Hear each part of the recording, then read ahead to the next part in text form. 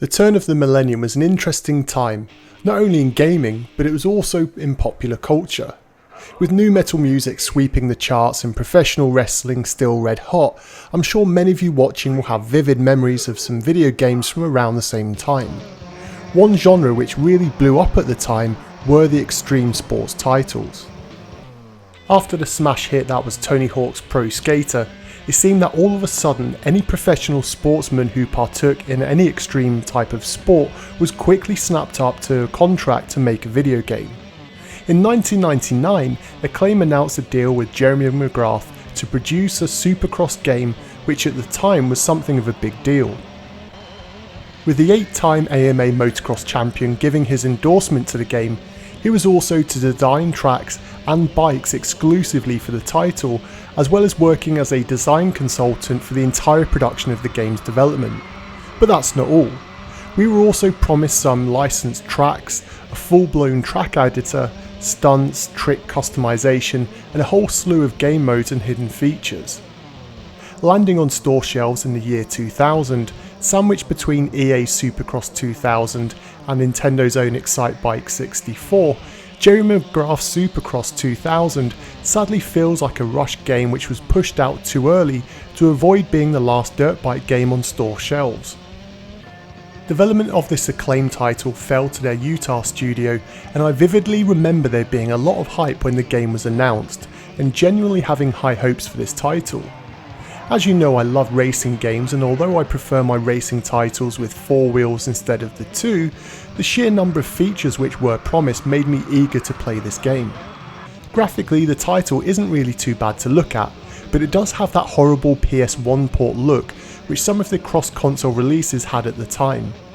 The game does take use of the expansion pack for a bump in the visuals, but even with this enabled, the game could hardly be described as a looker. Perhaps my biggest gripe with the game is how poor the rider models are animated. Now, Acclaim had some solid motion capture skills which were shown off in their Acclaim Sports series of titles, and I cannot see any evidence of that here. Your rider will shake from left to right when turning with next to no fluidity. This is emphasised when you pull off some of the game's many tricks, because they are nothing more than a few shaky frames of animation. It gives the game an overall unusual look, and I feel that this is personally a big detractor. The environments too in the races also become tiresome very quickly. The indoor arenas all look far too similar, and aside from a few noticeable signs and features on the track, you'd be hard pushed to identify any of them. The same too can be said for the outdoor tracks, which consist of muddy tracks on forest type land. Now, I know that these are the mainstay of realistic motocross races, but some variation in textures or colours or even scenery would have helped the game feel more alive. The track design too is very uninspired, which is surprising given the fact that Jeremy McGrath himself actually designed the non-licensed circuits. It's almost as if he created the tracks with a simulation style gameplay in mind, to then find out that Acclaim were going to make this a purely arcade experience. It creates a bland mix of styles, and it stops either from ever fulfilling its potential. To make matters even worse, the frame rate is terrible with or without the expansion pack. There are times when you're on screen alone and everything looks and runs smoothly and comes across as a great looking game. But as soon as an opponent so much as creeps into view, the game's engine comes to a crumbling halt. This seems to happen at the worst possible times, such as when you're halfway through a corner, and this can completely throw you out. This is because the opponent AI is some of the worst that I've seen on the console, and they appear to be running on fixed paths which take into account nothing ahead that's happening in the actual race. In the distance, if you see a rider crash, others will continue to plough into their downed bike, despite having plenty of time to take avoidance measures. And if you come off your bike in the lead, then expect a whole slew of riders to continue crashing into you as you try and get going again.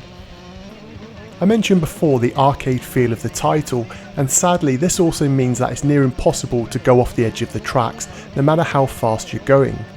The invisible walls are well and truly present here, which means you can complete the entire game in the single player experience pretty much by holding down accelerate and roughly turning when necessary. There are 2 difficulty modes of 125cc and 250cc, but you'd be really hard pushed to find much of a challenge in either mode. My biggest gripe with the game though are the frankly terrible controls. Jeremy McGrath 2000 feels like it was made at a time when 3D racing games were still using D-pads. No matter how gently or sharply you move the analog stick, you will get a sharp turn with your rider almost going knee to ground at any opportunity. It's far too floaty, and even tweaking your limited bike settings makes little to no difference. Now you will get used to this if you put enough time into the game, but my fear is that you'll have lost interest in this title well before you become accustomed to these clunky controls. For me personally, one of the biggest lures of this game was its track creation suite. With Jeremy McGrath's own tracks being subpar, I hope to create my own masterpieces in game and tear them up on my own custom rider.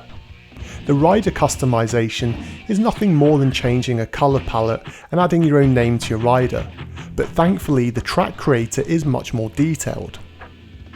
It's fair to say that some work clearly went into this feature, because it turned out very intuitive and easy to use, and with a little work you can indeed create something that's quite playable. The icons themselves that you use to build tracks are all easy to understand, and although like the main game you are somewhat limited in terms of the track appearance, you can actually make some pretty intense circuits with enough thrills for you to master your tricks on. Failing that, the game also has some pre-made stunt arenas, but sadly it adds nothing more to the gameplay than extending the overall gameplay experience.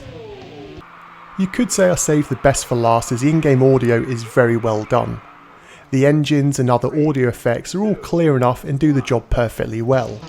The main highlight in the game's audio department though is the soundtrack, which is a blend of some compressed but cool tracks from the likes of The Offspring. I would have liked some more variation, but that was saved for the CD-based versions on the likes of the Dreamcast and PlayStation, which really do excel over cartridge-based formats. Overall though, it's hard to recommend this title.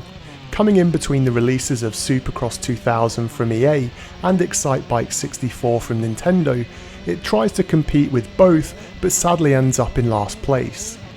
It's clear with a little more time this could have had some polish to enhance it further, but with Nintendo's Bike Racer just around the corner, I can see why they realised they would struggle against the early impressive reviews of Excitebike 64 and so pushed the game's release forward. Thankfully, many gamers felt the same way and skipped this title and awaited Nintendo's superior game. There's a surprisingly good number of bike racing games on the console, and so for today's topic of conversation, I'd love to know which is your personal favourite. Maybe you actually loved Road Rash 64, which many of you let me know you really enjoyed. Either way, as always, let me know your thoughts and feelings about Jeremy McGrath Supercross 2000 in the comments section down below, and until next time.